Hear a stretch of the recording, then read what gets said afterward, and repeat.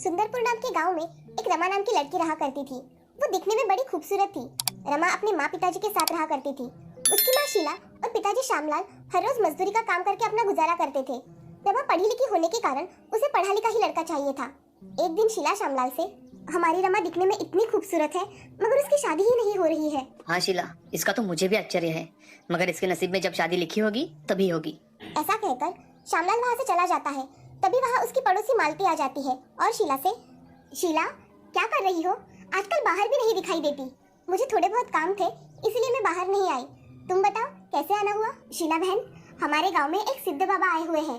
तुम जरा रमा के बारे में उनसे जाकर पूछो, क्या पता वो कोई रास्ता बता दे तो। लड़की का नुकसान नहीं होना चाहिए। हाँ मालती, तुम सही कह रही हो। मैं भी अब रमा के बारे में चिंतित रहती हूँ। उसकी चिंता अब तुम छोड़ दो। तुम बाबा से जाकर मिलो, वो तुम्हें उपाय बता देंगे। हाँ, मैं आज ही बाबा के पास जाकर आती हूँ। हाँ चलो मैं चलती हूँ, मुझे थोड़ा काम है। हाँ। ऐसा कहकर मालती वहाँ से चली जाती है। तभी शीला अपने पति श्यामलाल से, अजी मैं सोच रही हूँ कि हम आज ही सिद्ध बाबा के पास जाकर आते हैं। वहाँ जाकर कोई ना कोई उपाय तो निकल ही आएगा। ठीक है, तुमने सोच लिया है तो सही होगा, हम तीनों भी जाएंगे। जी मैं रमा को बताकर आती हूँ, आप भी तैयारी कर लीजिए। ऐसा कहकर शीला रमा के साथ तैयारी करने चली जाती है और कुछ समय बाद तीनों घर से निकल जाते हैं।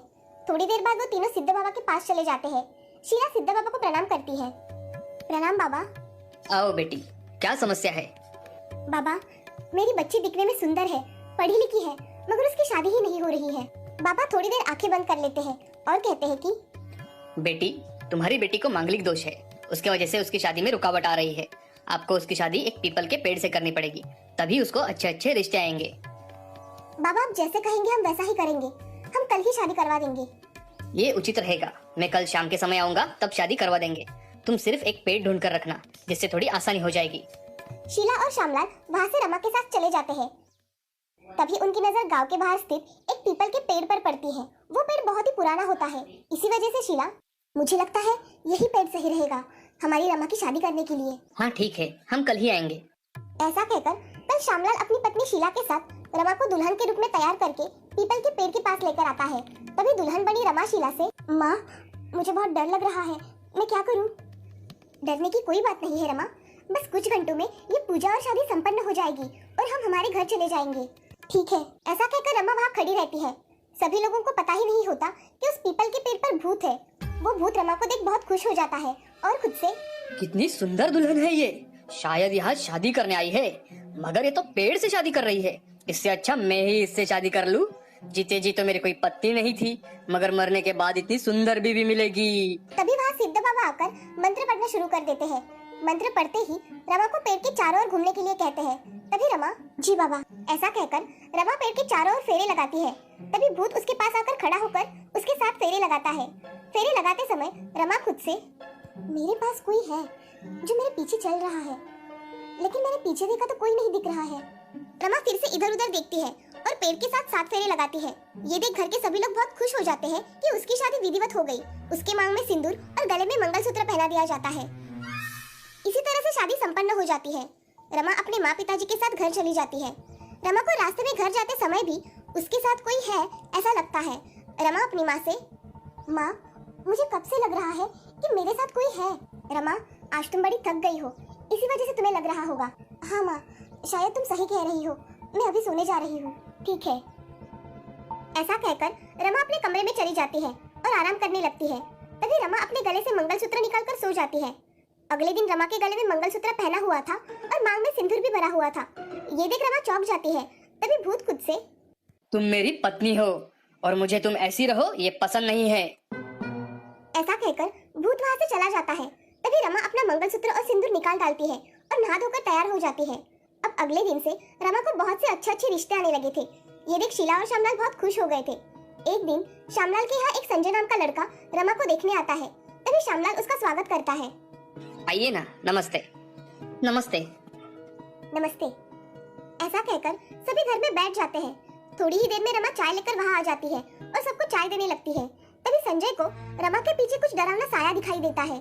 तभी संजय, भूत भूत, माँ यहाँ भूत है, चलो यहाँ से। अरे आप कुछ भी क्यों कह रहे हो, यहाँ कहाँ भूत है, हमें तो नहीं दिखाई देता। माँ चलो यहाँ से, वो भूत देखो हमारी तरफ ही कैसे देख रहा है। हाँ संजय चलो, हमें नहीं करनी ये शादी। तुम्हारे लिए मैं कोई दूसरी लड़की ढूंढ लूंगी। ऐसा कहकर संजय और कांता वहाँ से चले जाते हैं।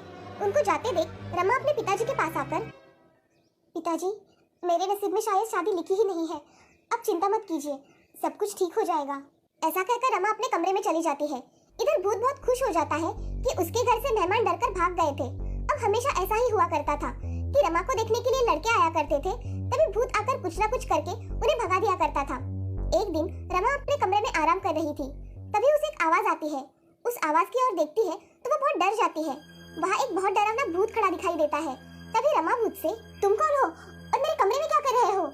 मैं तुम्हारा पति हूँ। मैंने तुमसे शादी की है, इसलिए मैं यहाँ हूँ। मैंने पेड़ के साथ शादी की थी, तुम्हारे साथ नहीं, समझे? तुमने मेरे साथ शादी की थी और मैं हमेशा उस पेड़ पर ही रहता हूँ। मैं ऐसा नहीं मानती, मुझे अब आराम करना है, तुम यहाँ से चले जाओ। ऐसा कहकर रमा सो जाती है। तभी वो भूत बाहर आ जाता है और देखता है कि शीला और श्यामलाल बातें कर रहे थे।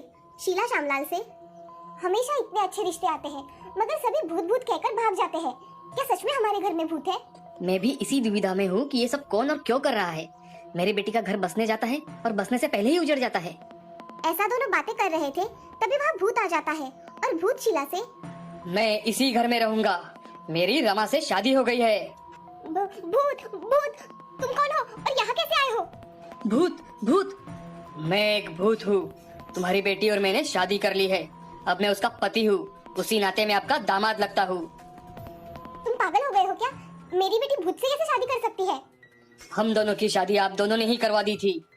हम इस शादी को नहीं मानते। भूत से कोई शादी करता है क्या? तभी भूत को बहुत गुस्सा आता है। वो शीला को पकड़ता है और उसे ऊपर उठा लेता है। तभी शीला जोर जोर से चिल्लाने लगती है, अजी अजी बचाइए, ये भूत मुझे मार डालेगा। हाँ, मैं कुछ करता हूँ, शीला तुम घबराओ मत। श्यामलाल वहाँ से जाने लगता है। तभी भूत उसको भी दूसरे हाथ से पकड़ लेता है और ऊपर उठा लेता है। तभी घर में आवाज सुनकर रमा की नींद खुल जाती है और वो बाहर आकर देखती है तो भूत ने उसके माँ पिताजी को हाथों में पकड़कर उठा लिया था। ये देख रमा भूत से, मेरे माँ पिताजी को छोड़ दो, उन्होंने तुम्हारा क्या बिगाड़ा है? रमा तुम यहाँ से भाग जाओ। नहीं माँ, इस भूत से भाग के कोई फायदा नहीं है, वो कभी भी आ सकता है। तुम्हें क्या चाहिए वो बताओ। तुम इन्हें कह दो कि तुम्हारी शादी का विचार छोड़ दो, क्योंकि तुम मेरी पत्नी हो। मैं तुम्हारी पत्नी नहीं हूँ। ऐसा कहकर रमा कमरे में चली जाती है और दुल्हन का जोड़ा और उसका मंगलसूत्र लेकर आती है। तभी वो भूत देखता ही रहता है कि रमा क्या कर रही है। तभी रमा किचन में जाकर घासलेट लेकर आती है और कपड़ों पर डालने लगती है। तभी भूत रमा से, रमा तुम ऐसा नहीं कर सकती, तुम ऐसा मत करो, मैं तुम्हारे माँ पिताजी को छोड़ देता हूँ। ऐसा कहकर भूत उसके माँ और पिताजी को छोड़ देता है। तभी रमा उसके शादी के जोड़े को आग लगा देती है और उसमें मंगलसूत्र भी जल जाता है। ये देख भूत भी जल उठता है और भूत को मुक्ति मिल जाती है। अब रमा की शादी एक अच्छा लड़का देखकर हो जाती है और वो खुशी खुशी अपना जीवन व्यतीत